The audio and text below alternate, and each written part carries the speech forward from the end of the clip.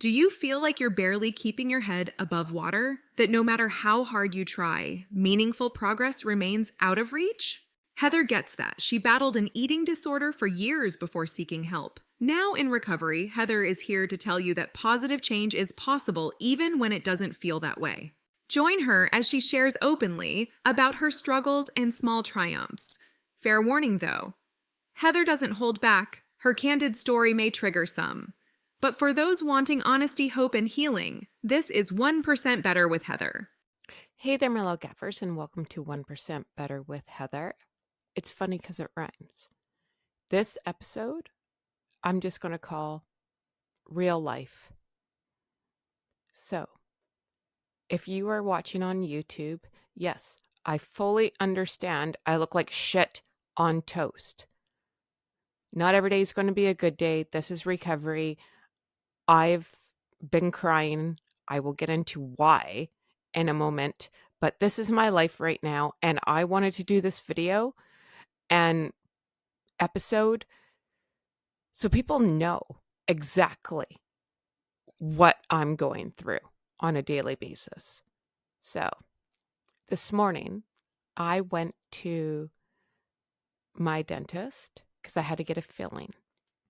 Is this a big deal? Not for normal people. For me, yes, it is a big deal. However, I love my dentist. She is amazing. She is so kind and caring. I go for my uh cleaning every 3 months. I'm friends with everyone there. They're like amazing people.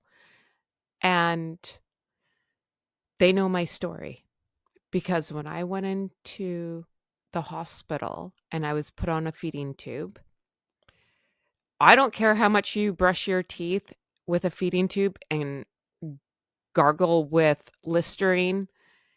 There's some funky funky stuff that happens in your throat. I think it's like the taste of the food that they feed you.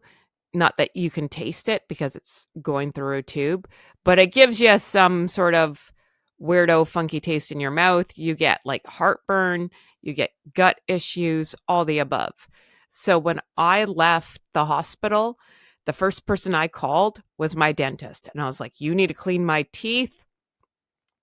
I have jungle mouth. It's not going away.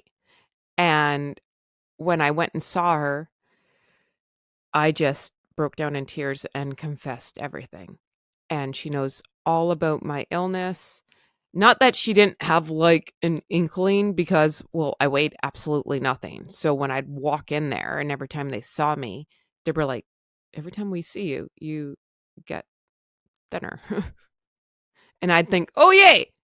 Not so much. This is concern from people, but what they can't do anything about it, right? But when you just give over your power and tell everybody what's wrong, that's when all the healing happens. I will say that.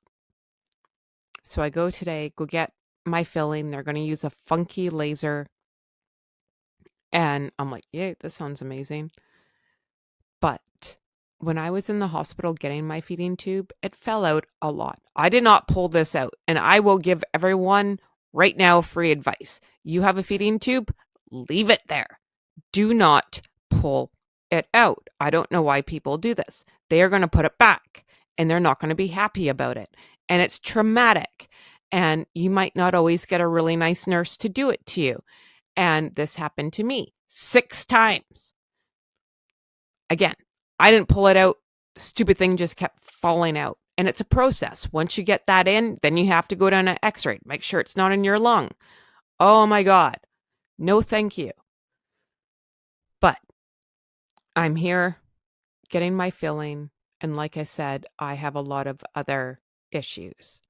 And that's what I normally think of when I go there.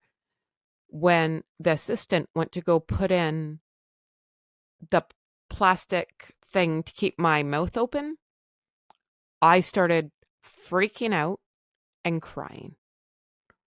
It brought me back to that feeding tube. It really did. And this came out of left field. I didn't know what was happening. I'm crying. I'm crying now because I'm crying. I can't get out my voice. I can't get out my emotions. My dentist, who is a saint, is like, we're stopping.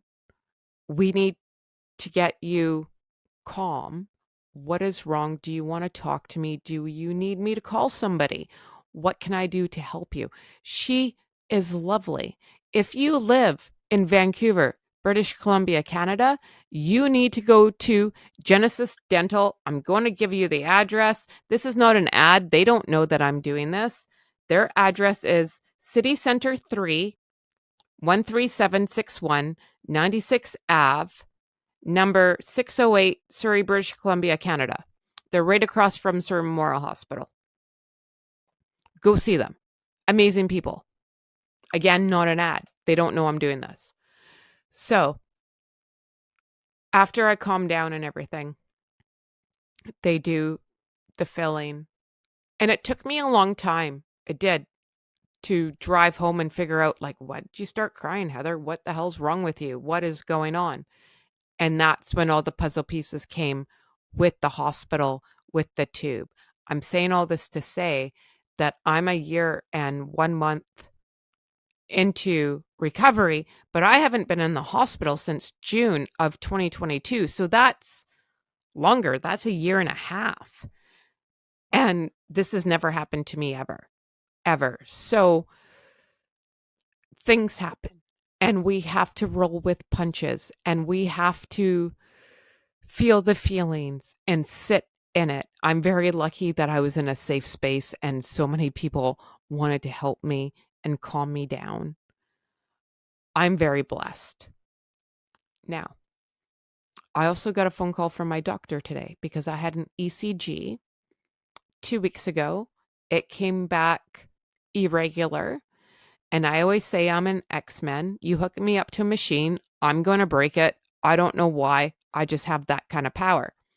So it came back irregular, but when I did get it done, they were having problems. They were taking off the sticky things, hooking them up, hooking them back up, hooking them up. An ECG should be like literally 5 minutes in, out. I was in there for over a half an hour. So I'm like, oh yeah, no, I just have the gift. I messed up this machine. So I went back on Friday. Today I got the phone call because it takes a couple days. No, I didn't mess up the machine. There's something wrong with my heart and I have to go see a specialist. Yeah, this is what happens when you have an eating disorder. It is a Chernobyl effect. It affects everybody, everyone around you, not just you. You may think, hey, I'm okay. I got out. Ha ha, cheated the system. No, this is a year and a half later and something's showing up now. I would be a liar if I said I wasn't scared. I'm very scared. I'm very, very, very scared. Even at my sickest, I never thought I was checking out. The good thing is, I am Canadian. Thank God. Thank God for the Canadian healthcare system. I don't have to worry about how to pay for any of this. I don't have to worry about trying to find a cardiologist. I don't have to worry about all that. Even though the Canadian healthcare system is fucked and you might have to wait a bit, at least it's there. And I am very blessed that I have a doctor that cares about me. The one good thing is my blood doesn't match the heart. So this is where my doctor's a little bit confused, is because normally if your heart comes back wonky, your blood's wonky, but my blood's fine. And my heart's okay. But I've been in the position where my blood's wonky and my heart's okay.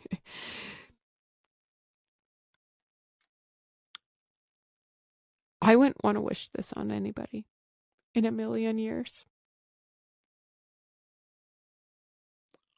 I smile through a lot of my videos. If you see me, I'm smiling and I'm joking because that's how I process my life.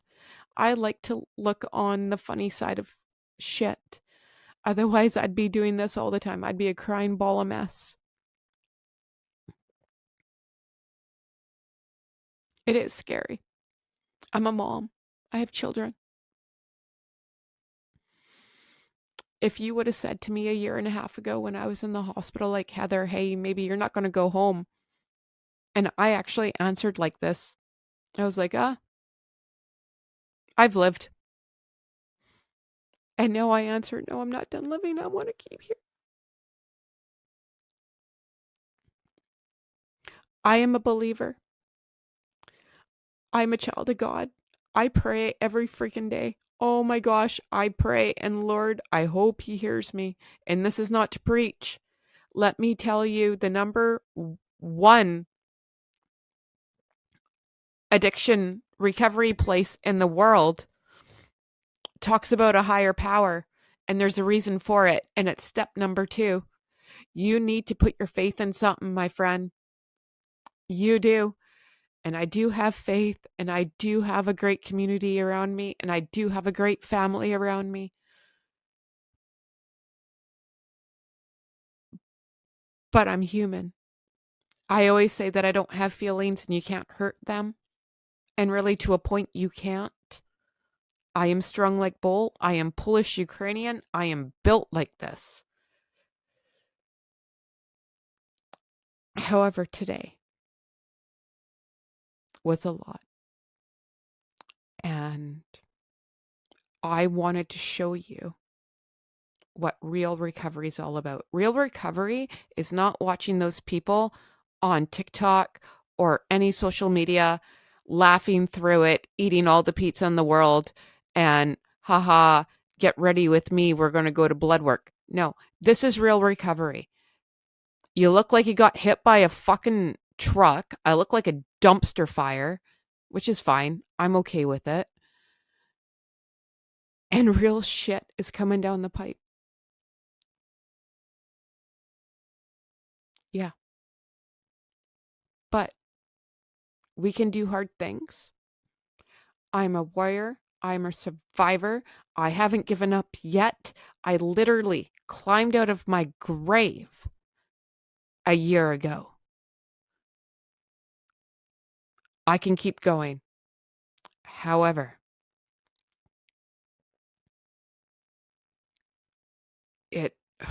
recovery is not for the weak, my friend. You got to keep pushing through. And damn it, I will. I will. I'm probably going to go back upstairs to my bed and cry my face off and have a pity party for one right now. That's okay. You want to have a pity party for one? Go ahead. But let me tell you, I will be back tomorrow ready to fight this war. But right now, I need to go give some self-care to myself, be nice to myself, and get my mental health back on a smooth surface, so to speak. If you are going through any of this, you have a friend in me, please write info@1percentbetter.ca. That's the email. I will write you back. No one's ever alone. And it does take a village. 1% better every day. Take care of you. That's all for this episode of 1% Better. To continue the conversation, head over to our website at www.1percentbetter.ca, where you can access more stories and resources. We'd also love it if you subscribed and left us a review on your favorite podcast platform. And remember, friends, progress takes patience, perspective, and sometimes a little help from people who get it. So be kind to yourself and others as we work to get 1% better every day. We'll see you back here next week.